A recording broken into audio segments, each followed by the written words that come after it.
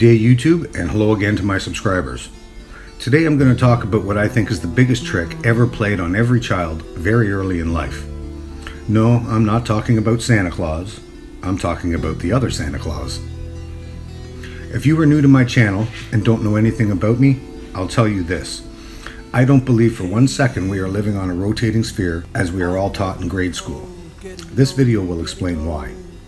I also believe that the people perpetrating this lie we live on consist of a small group of families that possess almost all of the world's wealth and have successfully monopolized the entire world to the point where they literally control every aspect of our lives in multiple ways.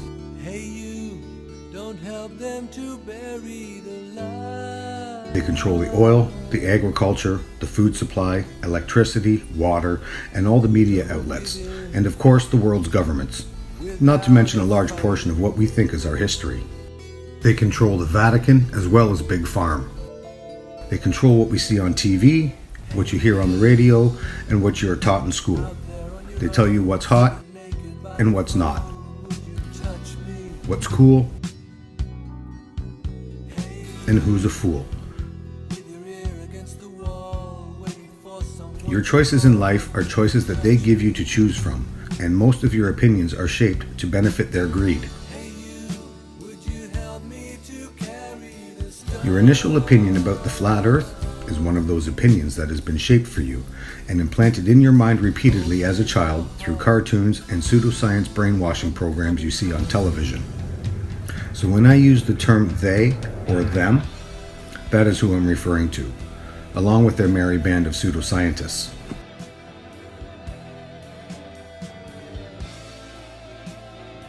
Our first formal introduction to the rotating earth comes at an early age.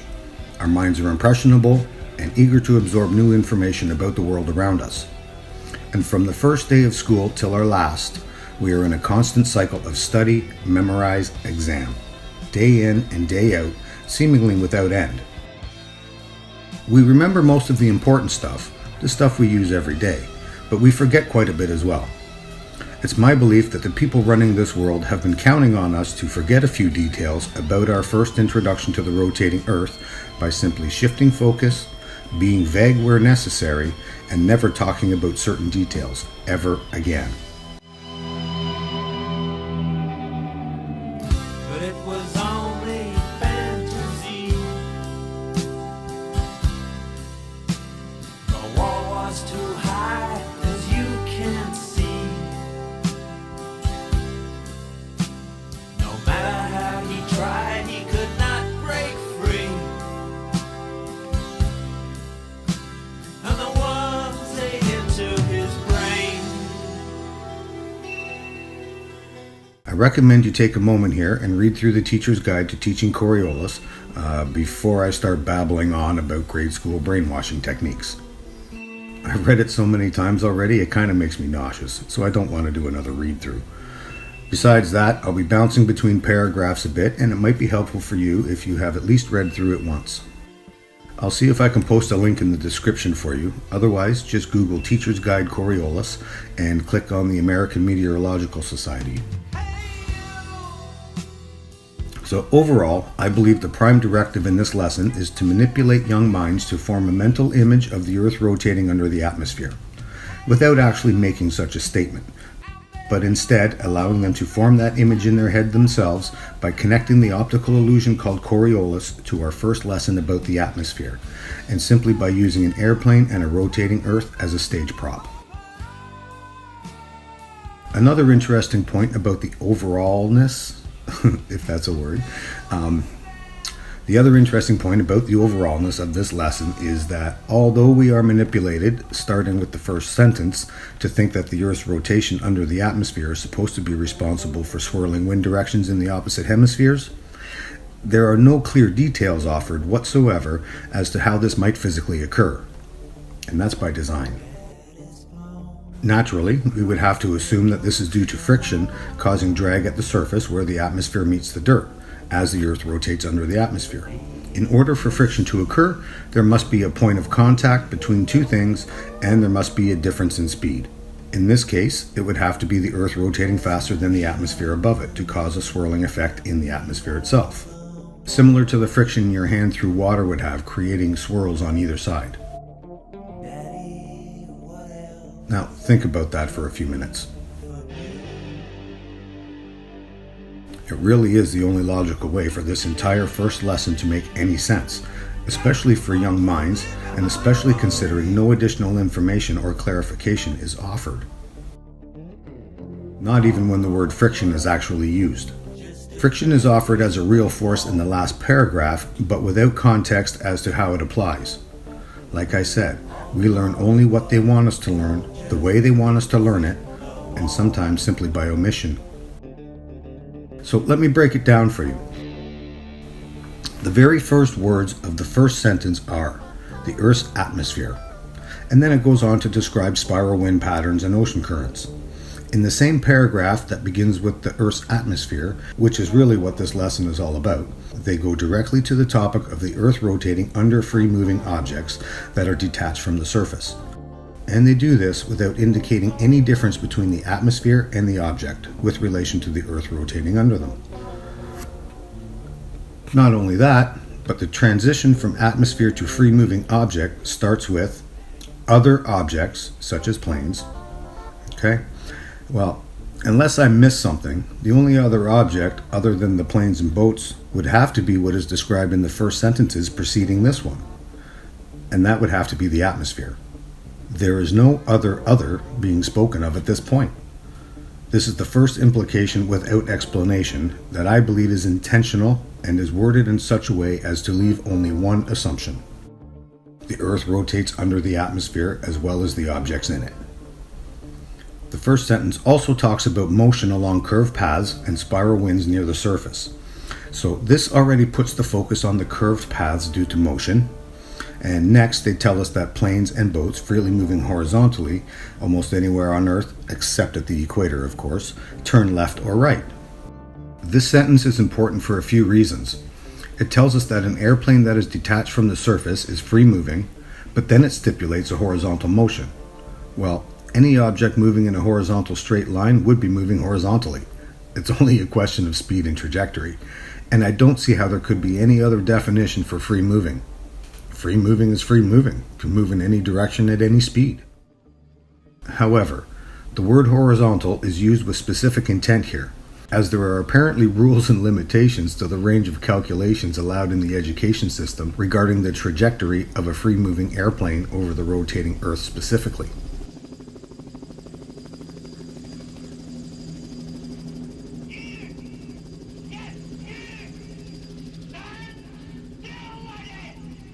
In the same sentence, we are also introduced to another important factor regarding Coriolis and its rules of conduct. Coriolis does not exist at the equator.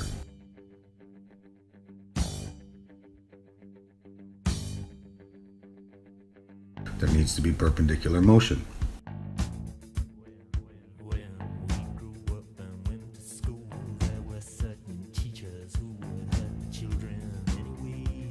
One of the keys to this deception is in the definition of horizontal.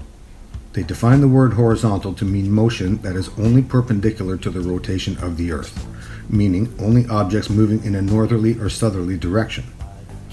So by redefining horizontal, they can now draw attention away from the ability of the object to move freely and unconstrained, against or with the rotation of the Earth directly. And by stipulating motion required, and that motion must be perpendicular to the Earth's rotation, they can effectively ignore the Earth's alleged rotation speed of over 1,000 miles at the equator. You know, under the same atmosphere that a plane or helicopter would be bound to, if any of this was real. And all the while, there is still no direct reference to what the first objects were before the other objects, like airplanes, came into the lesson.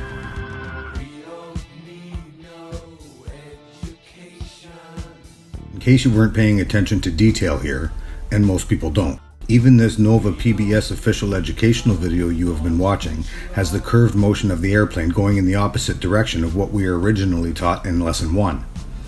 Now, regardless of your perspective, the curved path of the northerly or southerly flight would always have to curve westward against the Earth's rotation as the observer rotates to the east. Basic physics of motion, right? And that's exactly as it's taught. But what is taught is actually a trick. and this part deserves its own little breakdown. The first step in this indoctrination process is to establish that the equator is off limits to equations and that there is a distinct difference between north and south. A wall, if you will, a barrier or dividing line. This step is absolutely necessary. Hurricanes can't cross the equator, so they don't want us to visualize planes crossing it. It could easily lead to questions and experiments that could expose the deception.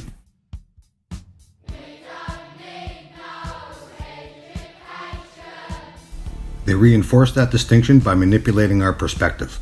In the teacher's guidebook, it states that from the viewer's perspective from above the North Pole, objects appear to turn to the right. And from above the South Pole, they appear to turn to the left. From those two perspectives, that is exactly what we would expect to see.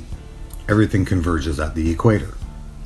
This visualization is intended to guide us to the understanding that the Earth's rotation to the east causes an optical illusion with respect to the object, and the atmosphere is stirred up by the Earth's movement. There is no other way to interpret this.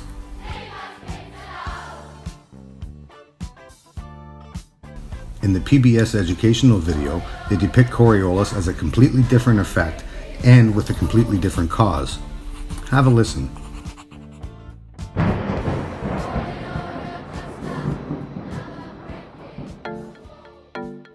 If you've ever watched the news during a hurricane or wintertime nor'easter, you've probably noticed that big storms spin over time as they travel. In the northern hemisphere, they spin counterclockwise. But if you were watching a storm in the southern hemisphere, you'd see it spinning clockwise. Why do storms spin in different directions depending on their location? And why do they spin in the first place? A storm's rotation is due to something called the Coriolis effect, which is a phenomenon that causes fluids like water and air to curve as they travel across or above Earth's surface. Here's the basic idea. Earth is constantly spinning around its axis from west to east. But because Earth is a sphere and wider in the middle, points on the equator are actually spinning faster around the axis than points near the poles. So imagine you were standing in Texas and had a magic paper airplane that could travel hundreds of miles. If you threw your airplane directly northward, you might think it would land straight north, maybe somewhere in Nebraska. But Texas is actually spinning around Earth's axis faster than Nebraska is, because it's closer to the equator. That means that the paper airplane is spinning faster as well, and when you throw it, that spinning momentum is conserved. So if you threw your paper airplane in a straight line toward the north, it would land somewhere to the right of Nebraska, maybe in Delaware. So from your point of view in Texas, the plane would have taken a curved path to the right. The opposite would happen in the southern hemisphere. An object traveling from the equator to the south would get deflected to the left. I don't recall any mention of the conservation of momentum in our indoctrination to Coriolis. Do you? Furthermore, if PBS is teaching that the conservation of momentum is the root cause for Coriolis regarding airplanes, where is the science to describe the physical connection of this alleged momentum to the cause of Coriolis in our atmosphere? Not only that, but if the momentum is supposed to be conserved, then why would there be a Coriolis effect to describe with regards to moving objects? That assertion would demand that the airplane retain the Earth's rotation speed throughout the duration of the flight, and that would eliminate the optical illusion from our reality. Unless, of course, the argument becomes the momentum wears off due to friction with the atmosphere, causing the apparent curved path. Well, if that's the case, then once that momentum wears off due to friction with the atmosphere, then why does the Earth still not rotate under a hovering helicopter? And even though the curved motion of the airplane in this educational video is completely backwards from what we were first taught, and the physical dynamics of how this is supposed to happen has been bastardized, this is actually closer to the reality of Coriolis than Lesson 1 in the guidebook is. Have a look at this. With a simple game of catch, I think I've found a way to show an effect that will have you doubting your very own eyes. Now, they don't know it yet, but our budding ball players sitting on our specially rigged merry-go-round are about to demonstrate a rather astonishing optical illusion. Right, here's the game, right? You're going to throw the ball straight to, what's your name, Victor, right? Yeah. But this time, I'm going to complicate things slightly. I'm going to rotate the merry-go-round counterclockwise. So you throw it whilst it's moving. What's going to happen? I don't know why, but I feel like if we're going fast enough, yeah, like I might actually be the one catching the ball. Okay, so you're going to throw it and you're going to catch it. All right. Yeah, I don't know. Right, what's going to happen, dude? It's going to veer off to the left. So the ball is going to swerve off to the left. Yep. And you might catch it. Possibly. Okay, good. Right, so what's going to happen? I think it's just going to come straight to me, and I'm going to catch it like the champion that I am. Show me the catch. Okay, great. Right, okay, is that everyone? No, hang on, one more. Spencer. He's not arrogant. Just quietly He's confident. not catching it. He's Really? not catching it, no. So what's going to happen to the ball? I'm catching it. It's right here. Great, so we've got one saying to go off to you, one saying comes to you, Spencer, and you think it goes straight ahead, but you think you'll be the one catching it. Yeah. Now remember, the ball will be thrown straight across the spinning merry-go-round, but where will it end up?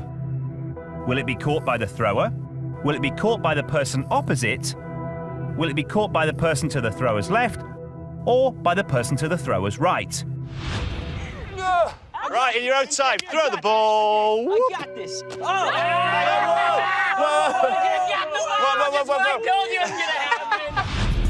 So the answer was D. It was caught by the person on the thrower's right. Our camera angles seem to show the ball bend in the air.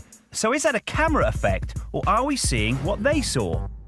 Hang on, this couldn't get much more simple. The idea was just to throw the ball straight to Victor to show us his amazing catching skills. That's right. Yeah, it did. It just curved right over this way. So let me get this straight. So somehow you threw the ball, it left your hands, and then what? And then it just got sucked over to him. In the air. Yeah, I threw a perfect throw. What did you see?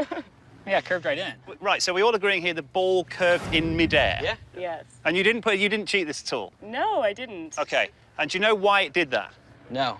Nope. No idea. It's called the Coriolis effect. And it's very simple. It's objects in motion it's an optical illusion, appearing to be deflected off their intended course. So what's actually happening here is you are throwing this ball. You can only throw a ball in a straight line. Can I clear that up straight away? Yes. Even though it appears in your eyes to be bending. So you throw the ball straight, it's still going straight, but the table is moving below you, and all of a sudden, look who's in front of that straight moving ball, and it looks like it's bent off to the right because you're still looking at the guy you were intending to throw it to, and that, ladies and gentlemen, is the Coriolis effect.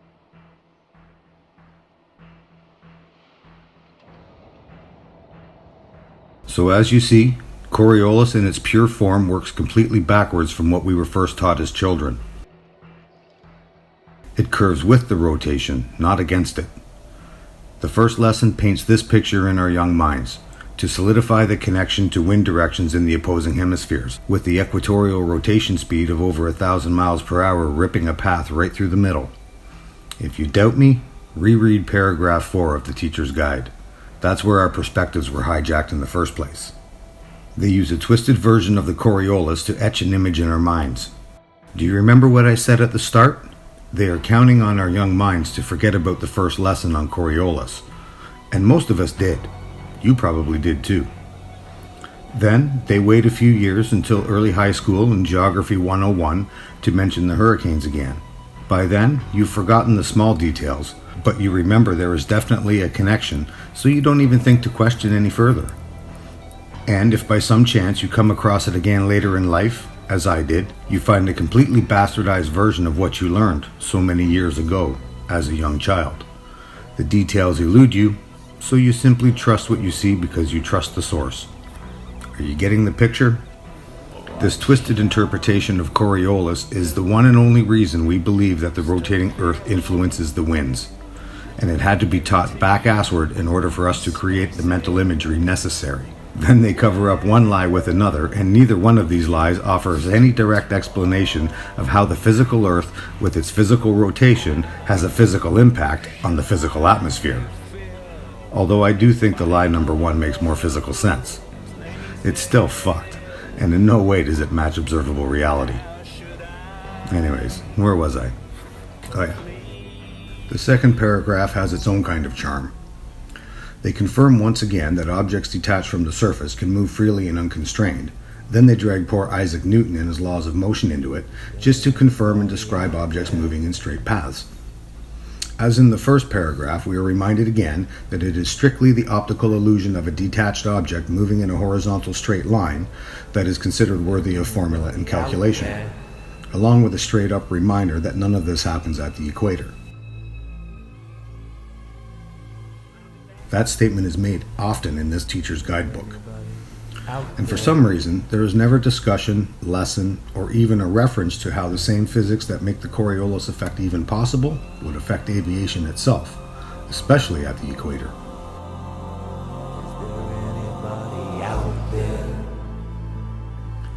The next two paragraphs are basically just a review of the first two paragraphs, with an additional written description of what we would expect to see and measure, if anything from the first two paragraphs is actually true.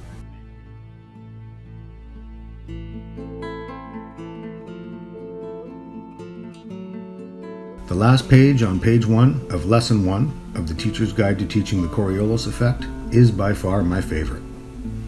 But let's do a quick review here first.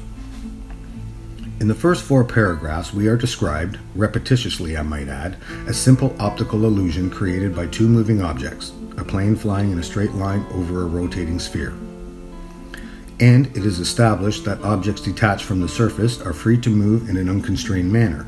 That would mean, by definition, that an object under its own power could change direction or even stop and hover, as is the case with the helicopter, and the Earth would continue to rotate under it. At this point, we have already made the mental connection to the Earth rotating under the atmosphere as it would with the objects that are in the atmosphere. The focus is then immediately taken away from the free-moving aspect and put solely on the new redefined definition of horizontal. Then, by further reinforcing the object in motion aspect of the optical illusion, combined with the newly redefined horizontal, which is repeated in every paragraph, they successfully abolished the need to equate or even discuss the effects of the Earth's rotation at the equator. But that's not quite enough, and this is where paragraph 5 comes into play. They need to link this optical illusion to at least one other form of measurable reality to make it all believable. Because as we all know, the Earth simply does not rotate 15 degrees per hour to the east under a hovering helicopter, hot air balloon, or even the atmosphere.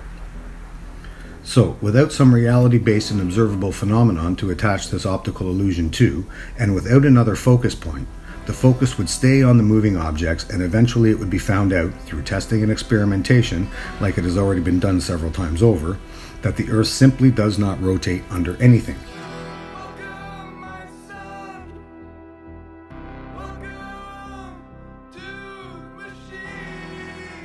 Well, back before the Coriolis effect was ever connected to the wind directions in the classroom, there was a known phenomenon where the hurricanes generally rotate in the opposite directions north and south of the equator. But there was no agreed upon explanation within the scientific community at that time.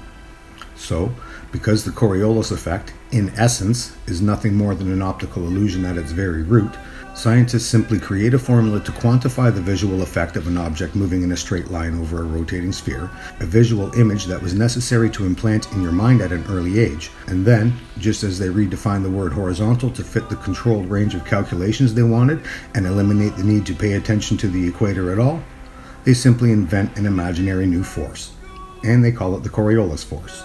And by simply asserting from this point forward that the Coriolis formulas explain the difference between the north and south hemispheres, we simply accept it because it's the only reality presented to us, and it's presented when we are too young to apply critical thought to the lesson being taught.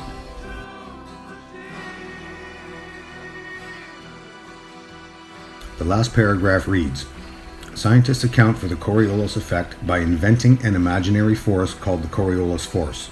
This imaginary force is then applied in combination with real forces, as the pressure gradient force and friction, to explain motions of objects in terms of Newton's laws. The Coriolis effect is defined as acting perpendicular to the direction of motion, right in the northern hemisphere and left in the south. It is all necessary because the Earth turns." As in every paragraph, the last paragraph reminds us for one last time that the Earth turns only under moving objects and that Coriolis only accounts if the object is moving north or south. They also mention friction here for the first time. But like I said before, they don't add any further detail. However, this entire lesson is implying that the Earth's rotation is the primary cause of Coriolis as it rotates under objects and the atmosphere that they are bound to. I believe that they are intentionally being vague in the use of the word, because if you search about Coriolis friction today, you will not find any details whatsoever regarding friction due to the Earth's rotation as we are initially manipulated to believe. You will see for yourself, should you care to search, that the Coriolis presented today is completely disconnected from Lesson 1 in the teacher's guidebook. We are led to believe that the Earth is rotating under things, atmosphere included, but they do not get specific about the physical effects that this would have. I believe this is because they want to keep focus away from the real physical effects of the Earth rotating under the atmosphere as far from our minds as possible. But, at the same time, they need us to have the picture implanted in our minds of this optical illusion so we can mentally visualize how the Earth's rotation could possibly affect wind directions in the opposing hemispheres as it rotates under the atmosphere. And it was all necessary because the Earth turns. In order to make it all tangible, they had to connect the math to it, and the only way that could be done was to invent an imaginary force and then assert that there was a connection. We accept the assertion simply because we are just the right age to understand the visualization intended, but too young to remember details. Not that we were really given any details, and too young to question it with a critical mind. They taught us one thing, but they keep us distracted by repeating another for the rest of our lives. Repetition breeds belief, and if you say it enough times, they will believe it. Maybe if they told us they invented a fluffy zebra-striped unicorn enough times, we would believe that as well. That way, when they tell us they named it Mr. Fluffy, it would make perfect sense. Anyways, it's my opinion that no truly scientific body would ever allow themselves, or anyone else for that matter, to include and or combine anything fictitious or imaginary into any formulas, equations, or calculations that are meant to be representative of the true world around us. It's also my opinion that the method used to implant the concepts of the rotating Earth in the mind of young children is deceitful in nature and done with specific intent. Intent by the people that want to keep us quiet and contained within this geographically limited world they present to us as fact when we are too young to question it. The same people that are spraying our skies with heavy metals to combat global warming that they created in the first place by keeping us blindly dependent on gas, oil, and coal to power our nations, while at the same time suppressing the technology for clean, inexpensive power. The same people that don't allow any reporting of this on any of their news channels around the world because they own and control all the media worldwide. You hear what they want you to hear. And what they want you to hear follows an agenda of propaganda designed to keep you worried and distracted. The last thing they would want is a world where people have the peace of mind and the time to think about anything for themselves. Just as they manipulated the wording in the Teacher's Guide to Teaching the Coriolis Effect to distract you from the reality of the inherent physical effects that would take place at the equator, they control every word that is broadcast through your television and every word you read in every book for your entire life. It is a well thought out and orchestrated lie, unquestionably. But like any lie, it simply is not the truth. And if you poke at it enough, the truth will reveal itself. These are the same people that are lying to you about the physical ground you stand on and what it means to be standing on that ground. The Earth is indeed flat and stationary, and is easily proven if anyone cares to take the time to look for themselves. A simple review of a few key facts involving natural physics is all it really takes.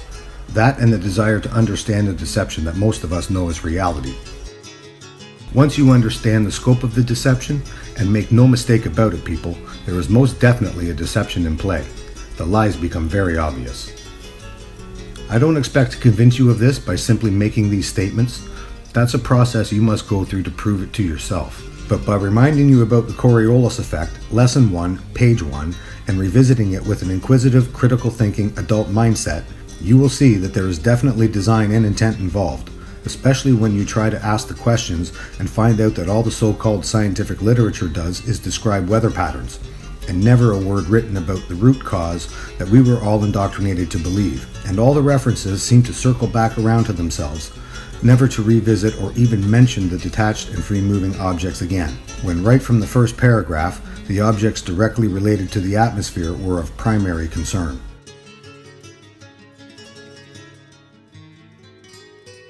That's about all I really have to say on the matter for now, I guess. If and when you finally wake up to the deception and realize the ultimate truth of our situation, please try to wake up others. It's the only way to make real change in a world controlled by a small group of power-hungry, slave-driving criminal families that happen to possess the bulk of the world's wealth. I hope this was helpful, informative, and somewhat eye-opening despite my personal opinions. Thanks for watching. Real eyes, real lies. Wake up, guys. Let's talk about this. Peace.